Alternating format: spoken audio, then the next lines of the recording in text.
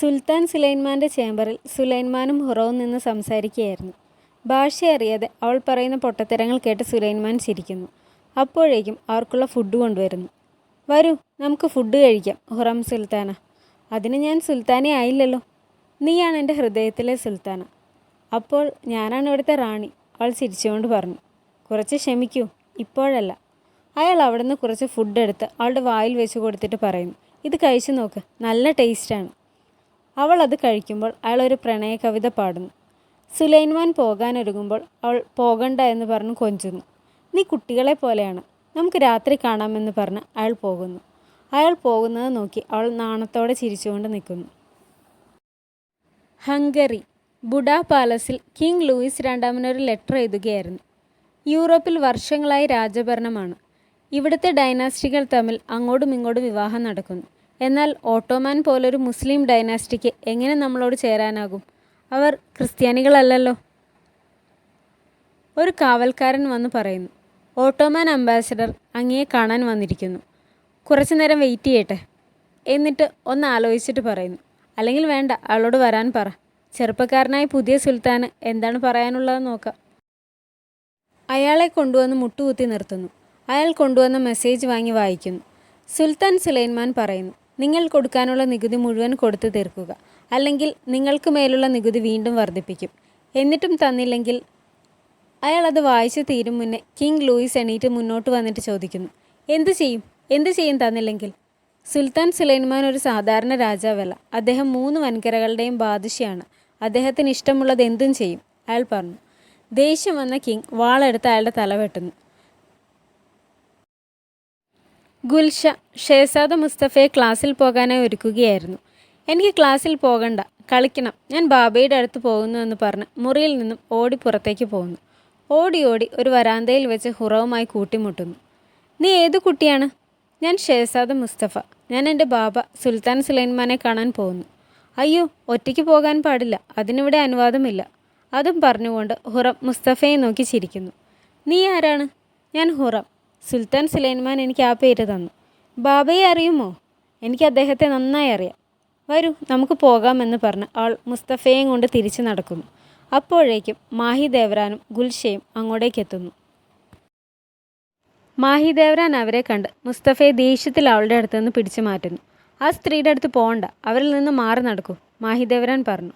ഹുറത്തിൻ്റെ കയ്യിൽ കിടക്കുന്ന മരതക മോതിരം അവർ കാണുന്നു. അത് കണ്ട് അസ്വസ്ഥയായി അവർ പറയുന്നു, ഈ മോതിരം എൻ്റെയാണ്. എന്ത് ധൈര്യത്തിലാണ് നീ അതിട്ടത്? ഇതെനിക്ക് സുൽത്താൻ സുലൈമാൻ തന്നതാണ്, ഹുറം പറഞ്ഞു. അവർ തമ്മിൽ പിടിവലിയായി. ഹുറം അതുമായി അവിടെ നിന്ന് ഓടിപ്പോയി. കള്ളി, എൻ്റെ എല്ലാം അവൾ കട്ടെടുത്തു. കള്ളി, മാഹിദേവരൻ ഉറക്കി വിളിച്ച് പറഞ്ഞ് കരയുന്നു. ഷേസാദ് മുസ്തഫ എല്ലാം കണ്ടുകൊണ്ട് അവിടെ നിൽക്കുന്നു. കരഞ്ഞു തളർന്നു വീഴുന്ന മാഹിദേവരാനെ പരിചാരകർ എടുത്തുകൊണ്ട് പോകുന്നു. കൗൺസിൽ മീറ്റിങ്ങിൽ സുൽത്താൻ സുലൈമാൻ ചോദിക്കുന്നു, ഇബ്രാഹിം, വ്യാപാരികൾ പുതിയ തീരുമാനത്തെക്കുറിച്ച് എന്തു പറയുന്നു? അവർ എന്നിൽ നിന്ന് എന്താണ് പ്രതീക്ഷിക്കുന്നത്? ഇൻക്യാരം, അവർ അങ്ങേ ഏറെ വിശ്വസിക്കുന്നു. പുതിയ ക്യാമ്പയിൻ തുടങ്ങണമെന്നാണ് അവരുടെ ആഗ്രഹം. കച്ചവടമെല്ലാം നന്നായി പോകുന്നു. പിന്നെ വെനിറ്റിയൻസ് കുറഞ്ഞ വിലയ്ക്ക് സാധനങ്ങൾ വാങ്ങി പുറത്തു കൊണ്ടുപോയി കൂടിയ വിലയ്ക്ക് വിൽക്കുന്നു. ഞങ്ങൾക്ക് ലാഭം കുറവാണ്, അതുകൊണ്ട് ടാക്സ് കുറച്ച് തരണമെന്നാണ് അവർ പറയുന്നത്. എത്രയും പെട്ടെന്ന് അങ്ങനെ ചെയ്യാം, അല്ലേ പീരിപ്പാഷ? സുലൈമാൻ ചോദിക്കുന്നു. തീർച്ചയായും ഇൻക്യാരം, ഞാൻ വെനിറ്റിയൻ അംബാസഡറിനെ വിവരം അറിയിക്കാം. അഹമ്മദ് പാഷ അവിടേക്ക് കയറി വന്ന് സുൽത്താനെ വണങ്ങിയ ശേഷം പറയുന്നു, ഇൻക്യാരം, സന്തോഷ വാർത്തയുണ്ട്. ഫറാദ് പാഷ ദമാസ്കസിൽ വെച്ച് രാജ്യദ്രോഹി ക്യാൻബർലി ഗസേലയുടെ തലയെടുത്തു. അവിടെ കലഹങ്ങൾ അവസാനിപ്പിച്ചു, സമാധാനം തിരികെ കൊണ്ടുവന്നു. തിരിച്ചു വരുന്നതിനായി അങ്ങയുടെ നിർദ്ദേശത്തിനായി കാത്തിരിക്കുകയാണ്. നല്ലത്, സുലൈമാൻ എണീറ്റുകൊണ്ട് പറഞ്ഞു. സുൽത്താൻ സുലൈമാൻ്റെ ചേംബറിൽ മാഹിദേവ്രാൻ സുൽത്താനെ ഇരിക്കുന്നു. മുസ്തഫ അവരുടെ മടിയിൽ കിടന്നുറങ്ങുകയായിരുന്നു. മാഹിദേവ്രാൻ്റെ പരിഭവം അപ്പോഴും മാറിയിരുന്നില്ല. സുലൈമാൻ ചോദിക്കുന്നു, മുസ്തഫയ്ക്ക് വിഷമമായോ? അവൻ അനിയനെ അനിയത്തിയോ ഒന്നും വേണ്ട എന്നാണ് പറയുന്നത്. ഹംഗറിയിൽ കിങ് ലൂയിസ് അയാളുടെ മെസ്സഞ്ചറിനോട് പറയുന്നു, ഓട്ടോമാൻ സുൽത്താന് നമ്മൾ കൊടുത്ത മറുപടി ചാൾസ് അഞ്ചാമനും വത്തിക്കാൻ പാലസും ഉൾപ്പെടെ യൂറോപ്പ് മുഴുവൻ അറിയിക്കണം. ഇവിടെ വന്ന് പ്രശ്നമുണ്ടാക്കിയാൽ അവർ അതിൻ്റെ കോൺസിക്വൻസസ് അനുഭവിക്കുമെന്ന് നമ്മൾ പറഞ്ഞിട്ടുണ്ടെന്ന്. കൗൺസിൽ മീറ്റിങ്ങിൽ സുൽത്താൻ സുലൈമാൻ ഗ്രാൻഡ് വിസിയർ പീരിപ്പാഷയോട് പറയുന്നു, കപ്പൽ പടയെ സജ്ജമാക്കാൻ വേണ്ട പണം ട്രഷറിയിൽ നിന്നും എടുത്തോ? ഇബ്രാഹിം ചോദിക്കുന്നു, ഇൻക്യാരം, അങ്ങ് അനുവദിക്കുമെങ്കിൽ എനിക്കൊരു കാര്യം പറയാനുണ്ട്. സുൽത്താൻ സുലൈമാൻ പറഞ്ഞോളൂ എന്ന് തലയാട്ടുന്നു.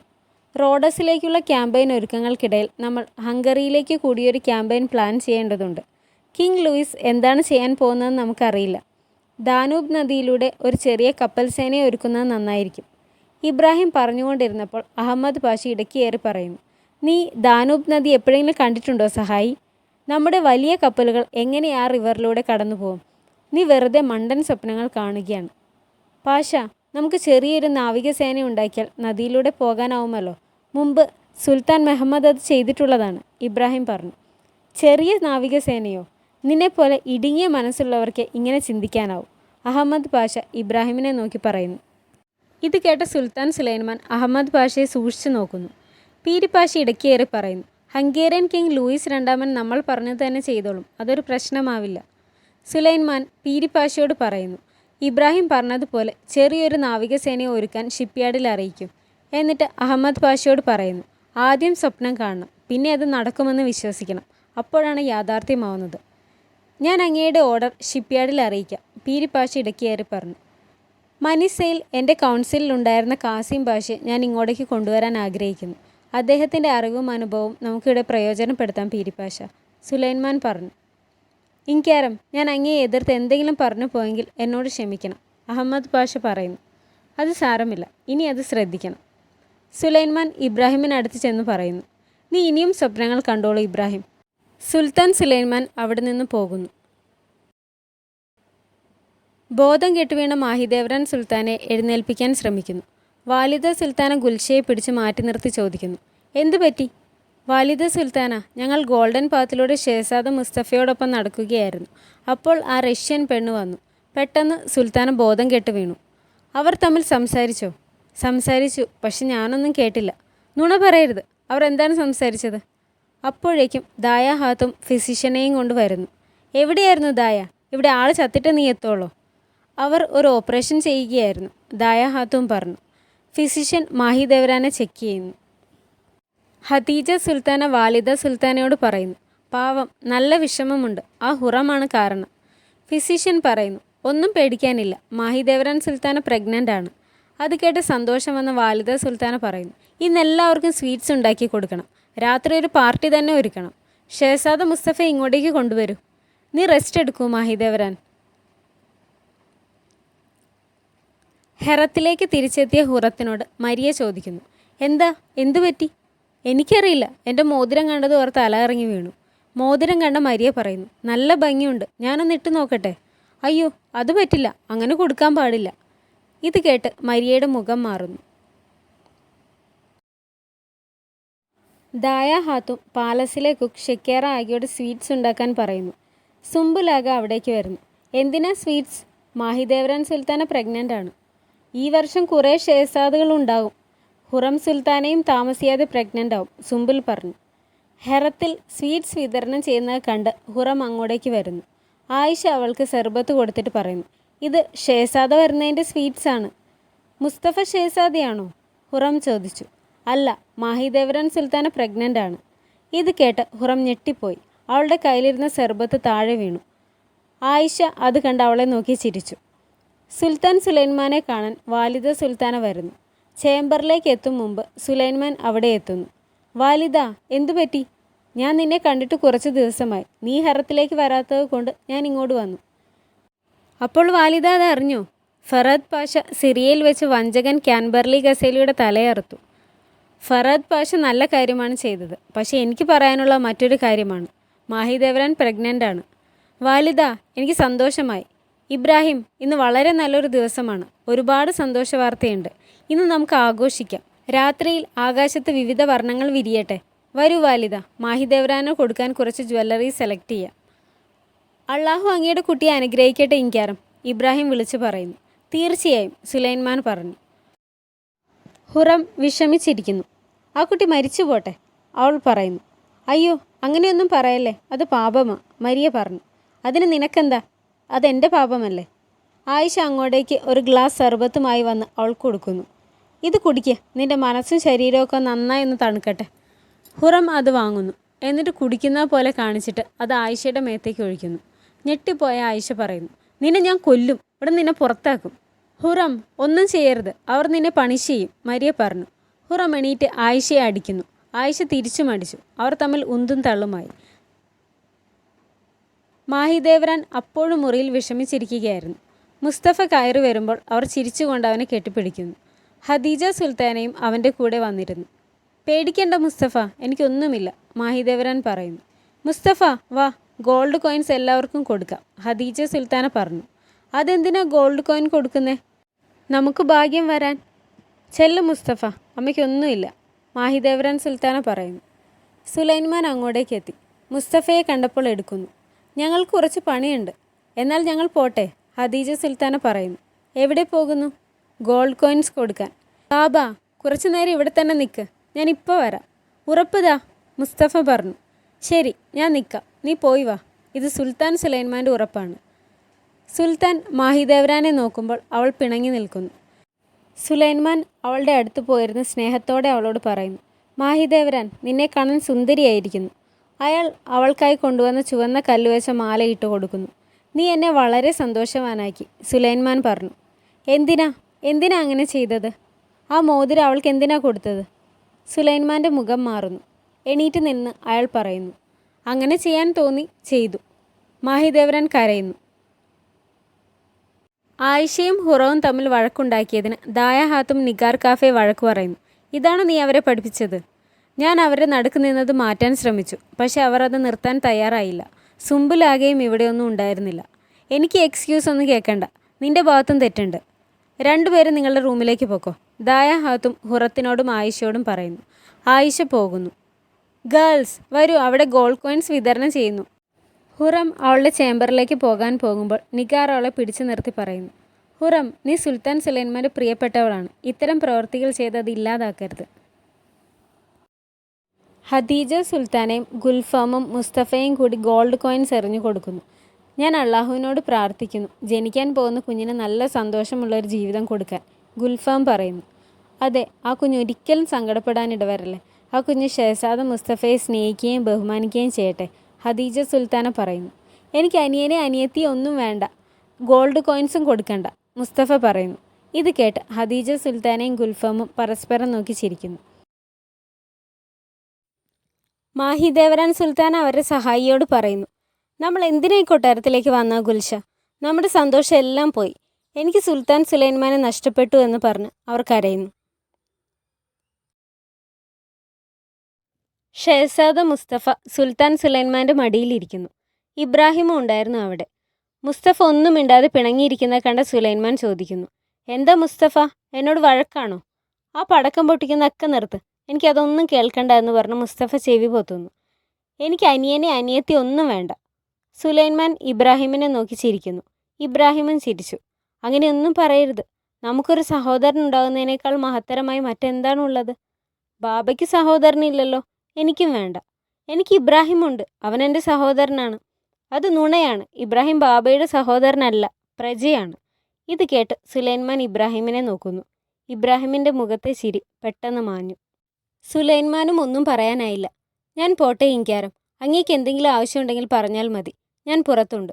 കുമ്പിട്ടിട്ട് ഇബ്രാഹിം പെട്ടെന്ന് പോകുന്നു. പുറത്തു നിന്ന് ഇബ്രാഹിം സ്വയം ചിന്തിക്കുന്നു. ഞാൻ എവിടെ ചെന്നാലും അന്യനാണ്. എൻ്റെ നാട്ടിൽ നിന്നും എൻ്റെ മതത്തിൽ നിന്നും എല്ലാം ഞാൻ പുറത്തായി. എനിക്ക് ഒരിക്കലും ശാന്തമായി ഉറങ്ങാൻ വിധിച്ചിട്ടില്ല. ഹുറം കണ്ണാടിക്ക് മുന്നിൽ നിന്ന് ഒരുങ്ങുന്ന കണ്ട മരിയെ ചോദിക്കുന്നു. എവിടെ പോകാനാണ് ഒരുങ്ങുന്നത്? സുൽത്താൻ എന്നെ വെയിറ്റ് ചെയ്യുകയാണ്. ഇത് കേട്ട് ആയിഷ പറയുന്നു. സുൽത്താൻ ആരെയും വെയിറ്റ് ചെയ്യുകയില്ല, പ്രത്യേകിച്ച് ഇന്ന്. നീ മിണ്ടരുത് ആയിഷ, വായടച്ചോ. ഇവരുടെ ഈ സംസാരം നിഗാർ കാഫ മറഞ്ഞു നിന്ന് കേൾക്കുന്നു. വിഷമിച്ച് നിൽക്കുന്ന ഇബ്രാഹിമിൻ്റെ അടുത്തേക്ക് സുൽത്താൻ സുലൈമാൻ വരുന്നു. മുസ്തഫ കൊച്ചുകുട്ടിയാണ് ഇബ്രാഹിം. നീ ഒരു സഹോദരനേക്കാൾ കൂടുതൽ എന്നോട് അടുത്ത് നിൽക്കുന്ന ആളാണ്. അത് നമുക്ക് രണ്ടുപേർക്കും അറിയാം. ആരെന്ത് പറഞ്ഞാലും അതിനൊരു മാറ്റവുമില്ല, സുലൈമാൻ പറഞ്ഞു. അങ്ങ് ഇതേക്കുറിച്ച് ഓർത്ത് വിഷമിക്കണ്ട. പെട്ടെന്ന് മുസ്തഫയുടെ ഒച്ച കേട്ട് സുലൈമാൻ തിരികെ പോകുന്നു. താഴെ ബാൽക്കണിയിൽ നിന്നും ഖദീജ സുൽത്താന ഇബ്രാഹിമിനെ നോക്കുമ്പോഴേക്കും ഇബ്രാഹിം അവിടുന്ന് പോയിരുന്നു. ഖദീജ സുൽത്താനയുടെ നോട്ടം കണ്ട് ഗുൽഫാം പറയുന്നു. നീ ഇങ്ങനെ ഇബ്രാഹിമിനെ എന്നും ദൂരെ നിന്ന് നോക്കി നിൽക്കുമോ? ഗുൽഫാം എണീറ്റ് അവളുടെ അടുത്തേക്ക് വരുന്നു. എന്നിട്ട് പറയുന്നു. ഇബ്രാഹിമിനും നിന്നോട് ഇഷ്ടമുണ്ട്. ഇങ്ങനെ ദൂരെ നിന്ന് നോക്കിയിട്ട് കാര്യമില്ല. പ്രേമിക്കാൻ ചില രീതികളുണ്ട്. ഗുൽഫാം അവളെ നോക്കി ചിരിക്കുന്നു. ഹുറവും നിഗാറും കൂടി സുൽത്താൻ സുലൈമാൻ്റെ ചേംബറിലേക്ക് വരുന്നു. ഇത് കണ്ട ഇബ്രാഹിം ചോദിക്കുന്നു, എവിടെ പോകുന്നു? എന്നോട് പറയാതെ നിങ്ങൾക്കിവിടെ വരാനാവില്ല. തിരിച്ചു പോക്കോ. സുലൈമാൻ എന്നെ വെയിറ്റ് ചെയ്യുകയാണ്, ഹുറം പറഞ്ഞു. മുന്നോട്ട് പോകാൻ പോയ അവളെ തടഞ്ഞിട്ട് ഇബ്രാഹിം പറയുന്നു, ഞാൻ പോകാൻ പറഞ്ഞാൽ നീ പോണം. ഞാൻ പറയുമ്പോൾ മാത്രം ഇങ്ങോട്ട് വന്നാൽ മതി. മനസ്സിലായോ ഹുറം? ഇപ്പോൾ പൊക്കോ. നിങ്ങളാരാണ്? സുൽത്താൻ സുലൈമാൻ എന്നെ വെയിറ്റ് ചെയ്യുകയാണ്. ഹുറം വരൂ. ഇബ്രാഹിം വേണ്ട എന്ന് പറഞ്ഞാൽ അതിനൊരു കാരണമുണ്ടാകും, നിഗാർ പറയുന്നു. ഇല്ല, ഞാൻ വരില്ല, ഹുറം ഇബ്രാഹിമിനെ നോക്കി പറഞ്ഞു. നിഗാർ കഫ, ഈ പൊട്ടിപ്പെണ്ണിനെ വിളിച്ചുകൊണ്ട് പോ. സുൽത്താൻ അദ്ദേഹത്തിൻ്റെ ഭാര്യയോടൊപ്പമാണ്. വേഗം ഇവളെ ഇവിടുന്ന് കൊണ്ടുപോക്കോ. നിഗാർ അവളെ കൊണ്ടുപോകുന്നു. ഇബ്രാഹിം ദേഷ്യത്തിൽ തിരിച്ചു പോകുന്നു.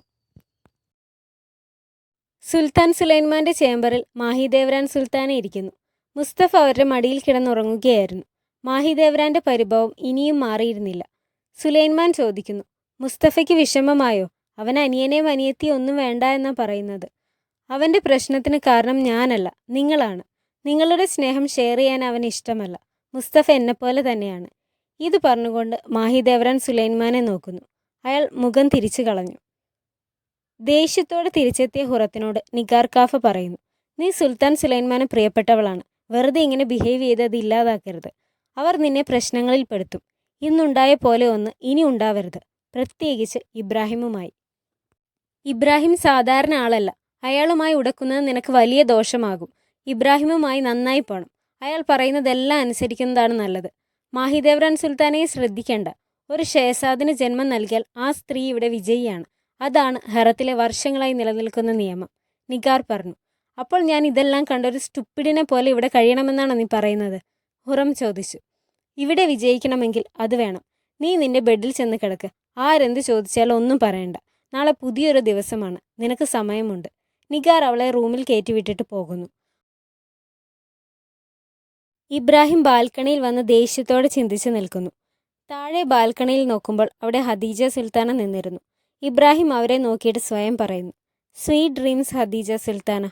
അപ്പോൾ ഖദീജ സുൽത്താനയും ഇബ്രാഹിമിനെ കാണുന്നു. രണ്ടുപേരും ചിരിക്കാൻ ശ്രമിക്കുന്നുണ്ടെങ്കിലും അവർക്ക് മനസ്സ് തുറന്ന് ചിരിക്കാൻ കഴിയുന്നില്ല.